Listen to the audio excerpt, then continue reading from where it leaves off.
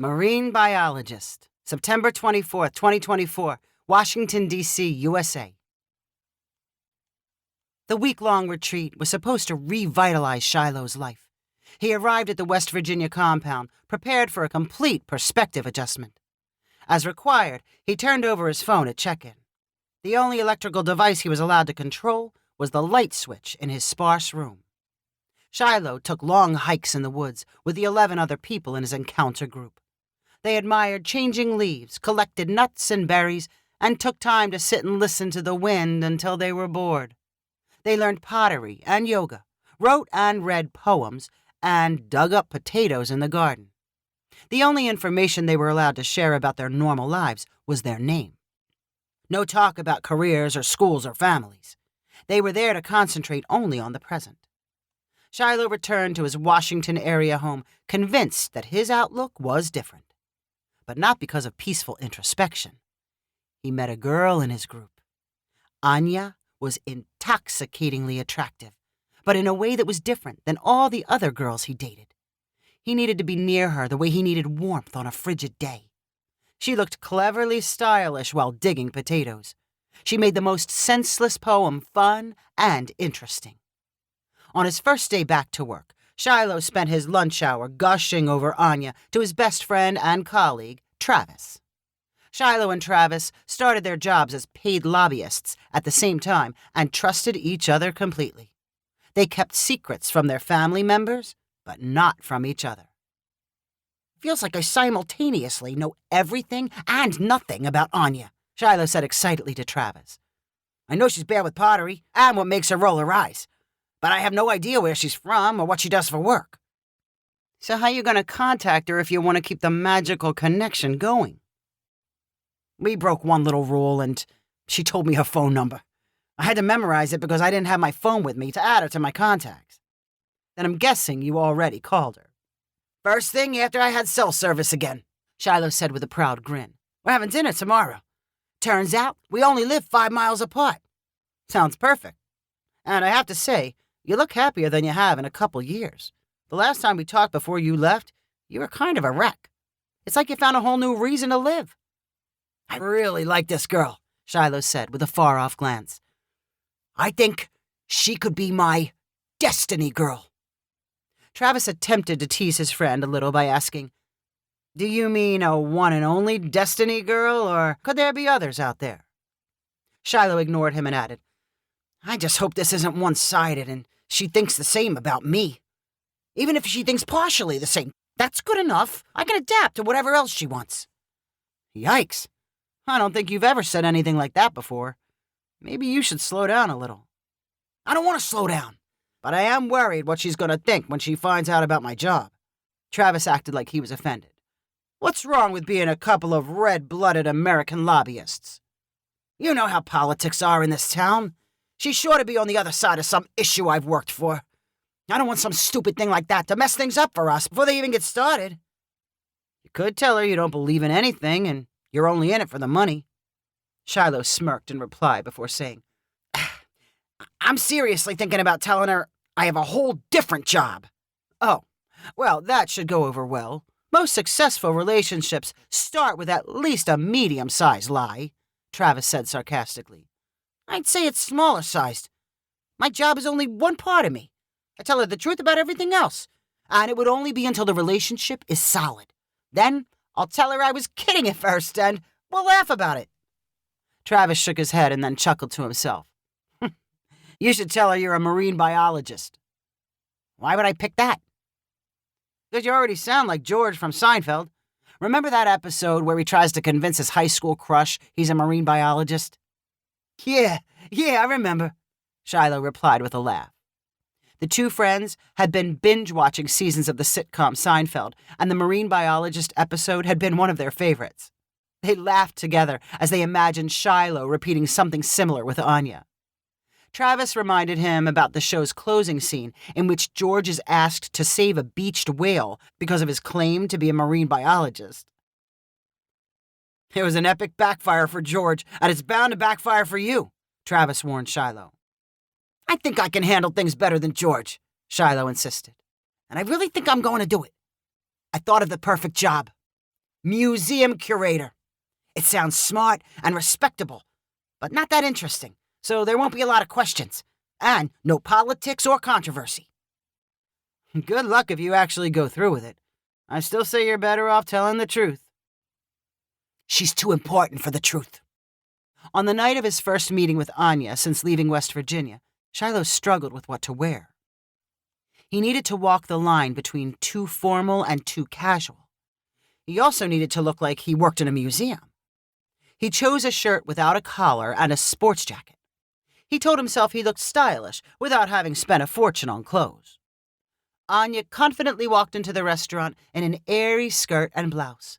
She wore her hair in a loose braid, and her skin looked clear and vibrant. Shiloh stared speechlessly for several seconds. "So, this is how you look away from the woods?" Anya said in a warm, familiar voice. Shiloh wanted to say something clever. "I've never been to this restaurant. Did they take us out back and make us pick our own food?" "You grab the tomatoes, I'll get the potatoes." They laughed at their inside joke before stepping toward the hostess stand and being led to a table. When they were left alone, Anya immediately said, "I feel like there's so much to talk about. It's hard to start. But I'm dying to hear what you do for work and where you're from." Shiloh found himself mesmerized again. When he heard the term work, all he could remember was the beginning of his conversation with Travis. He blurted out, "I'm a marine biologist." "That's interesting. Not something I would have guessed," Anya said, with a look that hinted she was filled with questions. "But I do it at a museum. You could essentially say I work at a museum. The Smithsonian. They have all those science displays." Before Anya could probe further into his career, Shiloh revealed where he went to college and grew up. These new facts left her distracted long enough for Shiloh to ask all about her life. "I work as a lobbyist, which can bother some people," Anya revealed. Shiloh instantly smiled. "No way! I think that sounds fascinating, if you're into that kind of stuff. How about your growing up story?"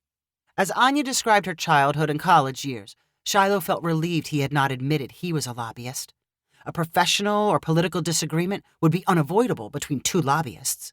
But a lobbyist and a marine biologist museum worker could build a solid foundation of things they had in common. And, just like he hoped, they spent a wonderful evening laughing and discovering how their tastes in music, food, and leisure aligned. The only bumps in their conversation came when Anya asked curious questions about Shiloh's marine biology specialization. "It's really kind of boring," Shiloh said, trying to deflect. "It's hard to talk about unless you're next to the ocean, and it's a little embarrassing how rarely I see the water." Anya dropped the subject, and they found plenty of other things to talk about. They stayed so late at the restaurant that the waiters resorted to rude hints about clearing their table. As they walked outside, Anya excitedly shared an idea. "How about we do something this weekend? Maybe a little excursion? I'll plan everything." Shiloh immediately agreed without checking his calendar. Any other plans he had could be missed. "I'll drive," Anya added. "I'll pick you up in the afternoon, say 2 o'clock. Shiloh replayed their dinner conversation over and over as he anxiously waited for the weekend. Everything seemed to confirm that their West Virginia encounter was more than a fling, and Anya was seriously interested in him. She arrived at his townhome as promised on Saturday, but remained mysterious about her plans. They drove out of the city and east through Maryland. Their conversation continued where it left off during dinner, with no awkward pauses. Shiloh was mostly engaged with listening to Anya, but a small fraction of his thoughts wondered where they might be going. If they continued in the same direction, they would end up in the Chesapeake Bay. After an hour on the highway, Shiloh saw signs for the Chesapeake Bay Bridge and coastal communities. Anya followed an exit to a state park called Sandy Point Beach. She stopped in a parking lot and smiled like she was finally ready to reveal her surprise. "I thought it would be nice to get away from the city. I heard what you said about not seeing the ocean enough. The Chesapeake counts as the ocean, doesn't it?" "I think so," Shiloh said hesitantly. "So now I hope you'll tell me more about marine biology." She grabbed his hand as they followed a path through bushes and long grass to the golden sand of a beach. Shiloh loved the way she leaned against his shoulder, but was terrified he would not be able to say anything intelligent about the ocean. He slowed his pace to a slow shuffle as he remembered the Seinfeld episode. He felt sure there was a beached whale somewhere ahead. "All right, here's your chance to show off," Anya said sweetly. "Tell me all about what's swimming in that water." Shiloh chuckled uncomfortably. "This is going to sound totally dumb, but I told you I was a marine biologist because I didn't think it would sound interesting. I was worried our careers would clash, that we'd have some meaningless political difference that might keep us apart." Anya pulled away from his shoulder but kept hold of his hand. "Then what are you if you're not a marine biologist?" Shiloh's mind flipped into panic mode. It was too risky to confess he was a lobbyist. He needed something she could not ask about. He muttered the first thing that popped into his head. "I work for the CIA. But it's not something I should be telling you." Anya stopped walking. Shiloh feared she might leave him there and run back to her car. Instead, she laughed. "Then I have a confession to make. I'm with the CIA, too. The lobbyist thing is my cover story. I find lobbyists aren't very popular, so no one wants to ask me about my job." Shiloh forced a laugh. "Wow, what a coincidence that we both work for the agency." "Where are you stationed?" Maybe it's best we don't talk about this. How about we circle around to it when we run out of other things to say?" It was a strange reaction from Shiloh, and it risked blowing up in his face. But Anya simply smiled, shrugged, and said, "Okay, if we learned anything in West Virginia, sometimes putting up some boundaries makes things more interesting." Shiloh laughed in relief. "Since we were on the beach, maybe we could talk about our favorite sea animals. When I'm pretending to be a marine biologist, I tell people I like a nice octopus, mostly because they change color." "If you like changing colors, you should choose the cuttlefish," Anya replied with a smile. "Every pretend marine biologist knows that." If you enjoyed this story, please rank it on the website 500ironicstories.com. Please subscribe on the website to get weekly updates as new stories are posted. And please share with friends using the convenient links available.